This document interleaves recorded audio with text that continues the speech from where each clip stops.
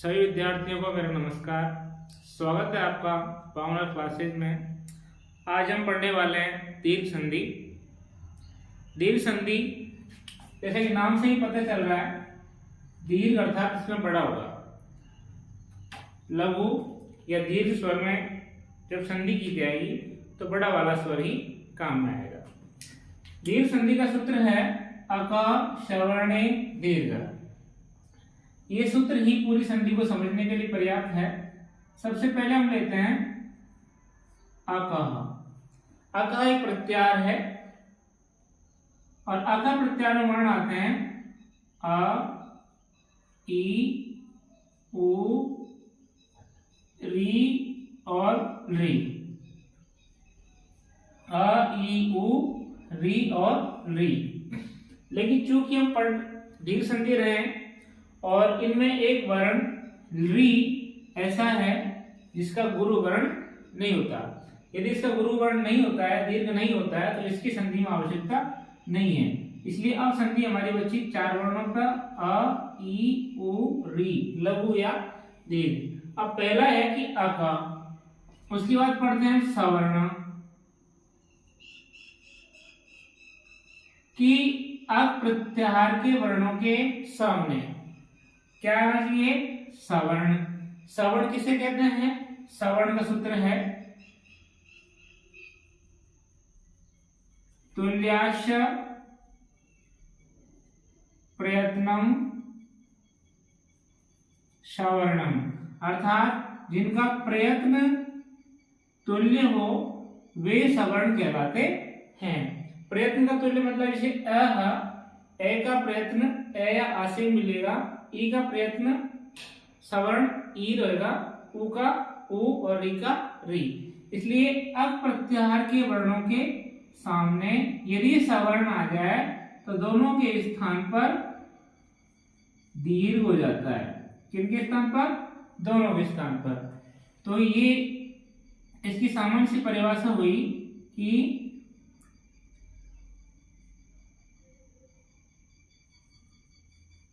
लघु या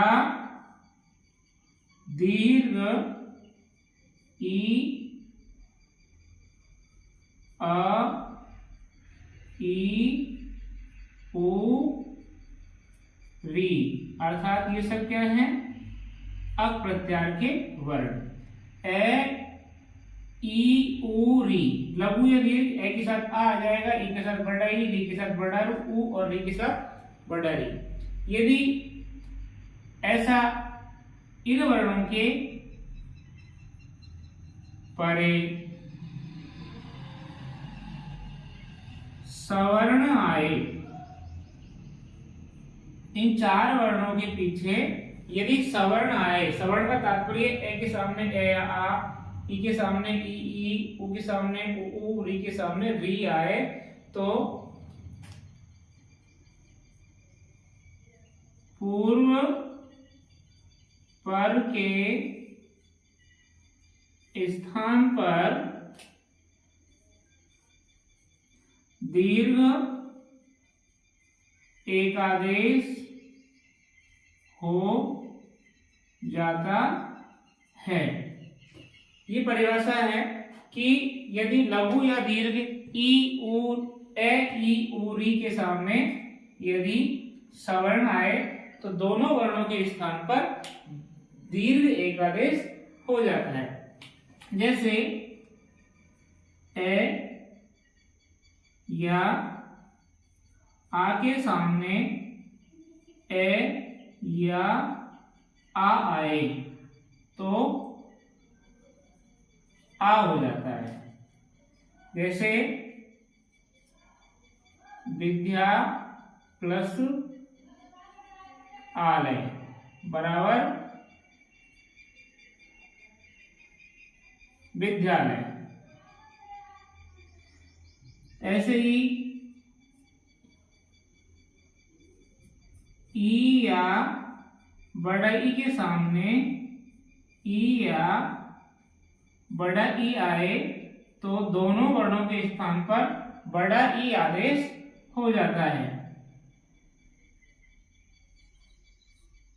उ या बड़ा उ के सामने उ या बड़ा उ आए तो दोनों के स्थान पर बड़ा उ आदेश हो जाता है। ऐसे ही री या बड़ा री के सामने री या बड़ा री आए तो दोनों के स्थान पर बड़ा री आदेश एक हो जाता है। यही है दीर्घ संधि, मतलब हमको करना बड़ा ही है, चाहे छोटा है या बड़ा है। अब जैसे विद्या प्लस आले में विद्या में आया था आ और सामने आ, तो संधि हुई आ प्लस आ बराबर आ। तो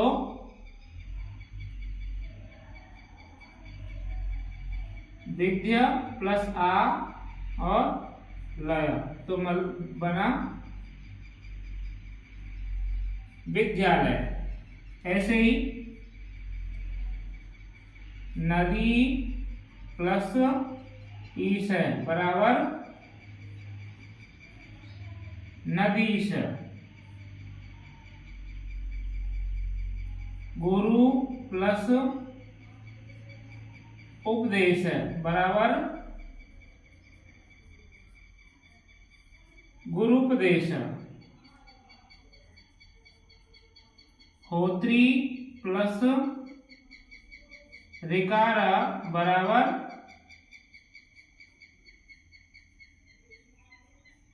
होत्रिकार। ये दीर्घ संधि के एक एक उदाहरण आपको करके बताया। एक बार फिर मैं दोहरा दूं कि अक प्रत्याहार के वर्ण अर्थात ई उ री के सामने यदि सवर्ण वर्ण आए तो दोनों वर्णों के स्थान पर दीर्घ एकादेश हो जाता है। सवर्ण का तात्पर्य आपने किसने लिया? सवर्ण वो होते हैं जिनके प्रयत्न सवर्ण हो, उच्चारण प्रयत्न यदि समान है तो वो वर्ण आपस में सवर्ण वर्ण कहलाते हैं। यदि ऐसा है तो दोनों वर्णों के स्थान पर दीर्घ एकादेश हो जाता है।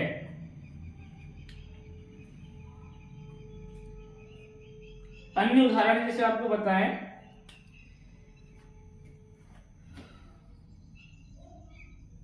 दैत्य प्लस अरि बराबर दैत्यारी। श्री प्लस ईश बराबर श्रीश। भानु प्लस उदय बराबर भानुदय।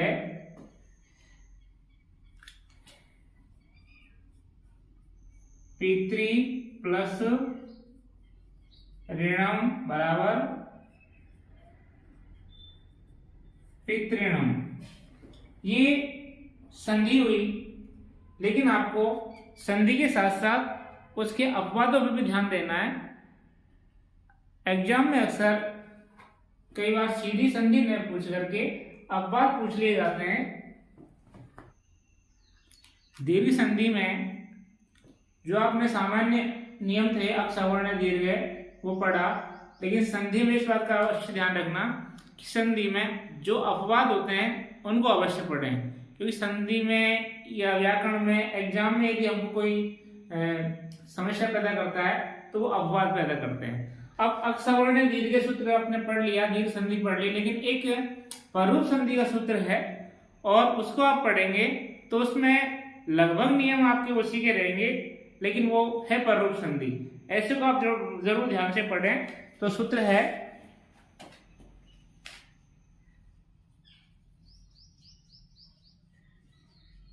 सकंद्वादिषु पररूपम वाच्यम। ये सूत्र कहता है कि सकंदवादी शब्दों में पररूप कहना चाहिए।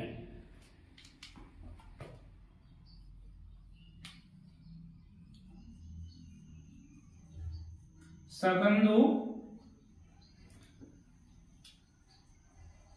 आदि गण में पठित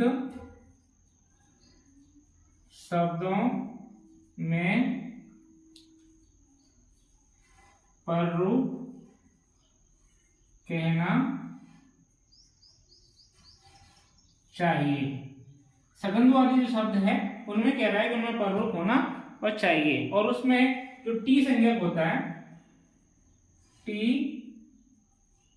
संज्ञक वर्णों का लोप हो जाता है। इसमें जो टी संज्ञक आदि वर्ण है उनका लोप हो जाता है। जैसे हम उदाहरण देखें, शक प्लस अंधु। अब इस विच्छेद को आप ध्यान से देखेंगे तो ये विच्छेद कहता है सामने ए और यहां भी ए। तो ये संधि, ये जो फॉर्मूला है ये आपके दीर्घ संधि में काम आ रहा है, ए प्लस ए बराबर आ। और यदि आपने इसको अपवाद के रूप में ध्यान से नहीं पढ़ा है तो आप इसका वहां पर उदाहरण शकांधु करके आएंगे, जो कि गलत होगा। तो इसका क्या है, ये पहले ही कह रहा है सगंध आदि जो शब्द है उनमें हमको पररूप कहना चाहिए। तो इसका रूप भी यही बनेगा,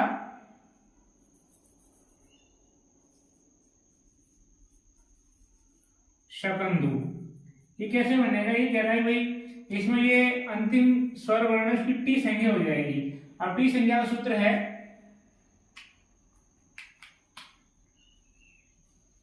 अचो अंत्यादि टी। अर्थात अंतिम अचवर्ण के बाद अब यहाँ पर शक शब्द है, इसका अंतिम अचवर्ण क्या है, ए, और जिसकी टी संज्ञा हो जाती है उसका लोप हो जाता है। तो हमारे पास क्या रहा फिर, शक प्लस अंधु। तो मिला देंगे हो जाएगा शकंधु। यदि आपने इस सूत्र को दीर्घ संधि के साथ नहीं पढ़ा तो पररूप संधि में सूत्र आएगा, लेकिन यहाँ आपको दीर्घ संधि में कंफ्यूज करेगा। आपको शक प्लस अंधु में आप दीर्घ संधि करने का करेंगे। ऐसे ही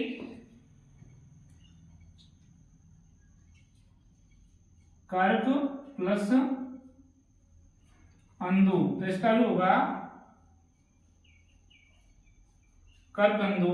तो शकंधु, कर्कंधु ये जो शब्द है ये आपको कंफ्यूज करेंगे। एक शब्द और है मृत प्लस अंड। ये शब्द तो आप रट के जाएं, यदि मान लीजिए कि एग्जाम में आ गया तो आप इसका संधि करने में बड़ी दिक्कत करने वाले हैं। तो यहां पर भी आप देखोगे तो मृत के सामने क्या है, ए, और सामने ए के सामने क्या है, ए। तो दीर्घ संधि अक्षर वर्ण दीर्घ सूत्र के हिसाब से इसमें दीर्घ संधि होनी चाहिए। लेकिन सकंध आदि से पररूप वाच्यम ये सूत्र इसका अपवाद करता है। तो ये क्या करता है, ये जो मृत में से ए निकाला, इसकी टी संख्या करता है, टी संख्या करने के बाद लोप हो जाता है। और ये जो री में री है इसकी वृद्धि हो जाती है। तो यहां पर इसका रूप बनता है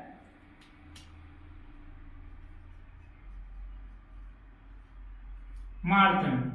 अब आपसे एग्जाम में पूछ लिया मारतंड का संधि विच्छेद क्या है, और या फिर मृत प्लस अंड संधि क्या है, तो वहां पर आप दीर्घ संधि करने का प्रयास करेंगे, जो कि गलत होगा। इसलिए कोई सी भी संधि पढ़ें, संधि के साथ साथ उसके अपवादों पर जरूर ध्यान दें। तो ये था दीर्घ संधि। आपको उम्मीद करता हूं कि पसंद आई होगी। यदि हमारी क्लास आपको पसंद आ रही हो तो हमारे चैनल को लाइक करें, सब्सक्राइब करें और बेल आइकन के बटन को प्रेस कर दें, जिससे कि हमारा नेक्स्ट वीडियो जो अपलोड हो वो आपके पास पहुंच जाए।